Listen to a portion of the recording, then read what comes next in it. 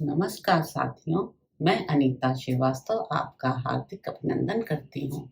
श्रीमद् वाल्मीकि रामायण में आज का प्रसंग है राजा कुशनाभ द्वारा कन्याओं के धैर्य एवं क्षमाशीलता की प्रशंसा, ब्रह्मदत्त की उत्पत्ति तथा उनके साथ कुशनाभ की कन्याओं का विवाह। बुद्धिमान महाराज कुशनाभ का यह वचन सुनकर उन 100 कन्याओं ने पिता के चरणों में सिर रखकर प्रणाम किया और इस प्रकार कहा, राजन, सर्वत्र संचार करने वाले वायुदेव अशुभ मार्ग का अवलंबन करके हम सब पर बलात्कार करना चाहते थे। धर्म पर उनकी दृष्टि नहीं थी। हमने उनसे कहा, देव, आपका कल्याण हो, हमारे पिता विद्यमान हैं, हम स्वच्छंद नहीं हैं। आप पिता के पास जाकर हमारा वरण कीजिए। यदि वे हमें आपको सौंप देंगे तो हम आपकी हो जाएंगी। परंतु उनका मन तो पाप से भरा हुआ था। उन्होंने हमारी बात नहीं मानी।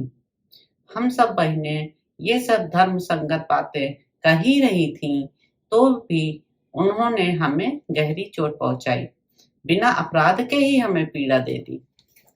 उनकी बात सुनकर परम धर्मात्मा महातेजस्वी राजा ने उन अपनी परम उत्तम 100 कन्याओं को इस प्रकार उत्तर दिया, पुत्रियों, क्षमाशील महापुरुष ही जिसे कर सकते हैं, वही क्षमा तुमने भी की है। यह तुम लोगों के द्वारा महान कार्य संपन्न हुआ है। तुम सबने एक मत होकर जो मेरे कुल की मर्यादा पर ही दृष्टि रखी है, काम भाव को अपने मन में स्थान ही नहीं दिया। यह भी तुमने बहुत बड़ा काम किया है। स्त्री हो या पुरुष, उसके लिए क्षमा ही आभूषण है। पुत्रियों, तुम सब लोगों में समान रूप से जैसी क्षमा या सहिष्णुता है, वह विशेषतः देवताओं के लिए भी दुष्कर ही है। पुत्रियों, क्षमा दान है, क्षमा सत्य है, क्षमा यज्ञ है, क्षमा यश है और क्षमा धर्म है। क्षमा पर ही यह संपूर्ण जगत टिका हुआ है। ककुस्थ कुल नंदन श्री राम, देव तुल्य पराक्रमी राजा कुशनाभ ने कन्याओं से ऐसा कहकर उन्हें अंतःपुर में जाने की आज्ञा दे दी और मंत्रणा के तत्व को जानने वाले उन नरेश ने स्वयं मंत्रियों के साथ बैठकर कन्याओं के विवाह के विषय में विचार आरंभ किया। विचारणीय विषय यह था कि किस देश में, किस समय और किस सुयोग वर के साथ उनका विवाह किया जाए। उन्हीं दिनों चूली नाम से प्रसिद्ध एक महातेजस्वी, सदाचारी एवं ऊर्ध्वरेता मुनि वेदोक्त तप का अनुष्ठान कर रहे थे। श्री राम, तुम्हारा भला हो। उस समय एक गंधर्व कुमारी वहां रहकर उन तपस्वी मुनि की उपासना करती थी। उसका नाम था सौंदा। वह उर्मिला की पुत्री थी। वह प्रतिदिन मुनि को प्रणाम करके उनकी सेवा में लगी रहती थी तथा धर्म में स्थिर रहकर समय समय पर सेवा के लिए उपस्थित होती थी। इससे उसके ऊपर वे गौरवशाली मुनि बहुत संतुष्ट हुए। रघुनंदन, शुभ समय आने पर चूली ने उस गंधर्व कन्या से कहा, शुभे, तुम्हारा कल्याण हो। मैं तुम पर बहुत संतुष्ट हूँ।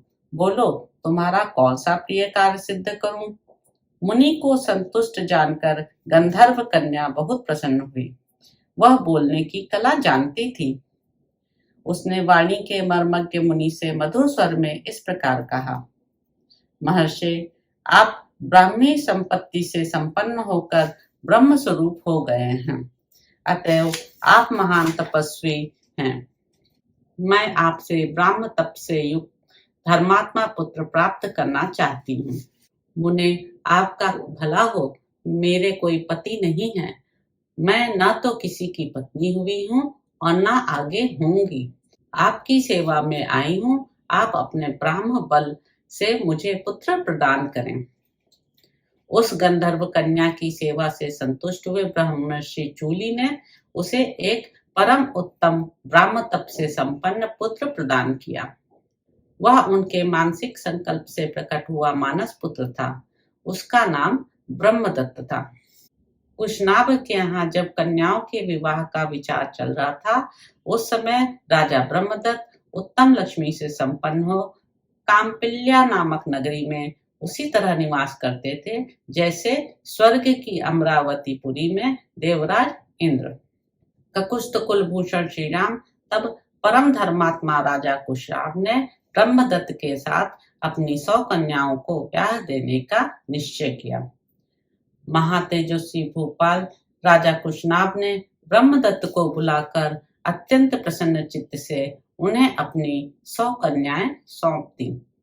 रघुनंदन, उस समय देवराज इंद्र के समान तेजस्वी पृथ्वीपति ब्रह्मदत्त ने क्रमशः उन सभी कन्याओं का पाणी ग्रहण किया। विवाह काल में उन कन्याओं के हाथों का ब्रह्मदत्त के हाथ से स्पर्श होते ही वे सबकी सब कन्याएं कुब्जत्व दोष से रहित, निरोग तथा उत्तम शोभा से संपन्न प्रतीत होने लगी। वात रोग के रूप में आए हुए वायुदेव ने उन कन्याओं को छोड़ दिया। यह देख पृथ्वीपति राजा कुशनाभ बड़े प्रसन्न हुए और बारंबार हर्ष का अनुभव करने लगे। भूपाल राजा ब्रह्मदत्त का विवाह कार्य संपन्न हो जाने पर महाराज कुशनाभ ने उन्हें पत्नियों तथा पुरोहितों सहित आदर पूर्वक विदा किया। गंधर्वी सोमदा ने अपने पुत्र को तथा उसके योग्य विवाह संबंध को देखकर अपनी उन पुत्र वधुओं का यथोचित रूप से अभिनंदन किया। उसने एक एक करके उन सभी राजकन्याओं को हृदय से लगाया और महाराज कुशनाभ की सराहना करके वहां से प्रस्थान किया। तो इस प्रकार साथियों, बालकांड में निहित 33वां सर्ग यहाँ पर समाप्त होता है।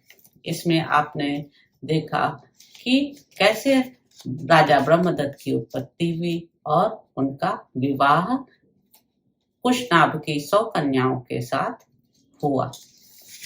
नमस्कार साथियों।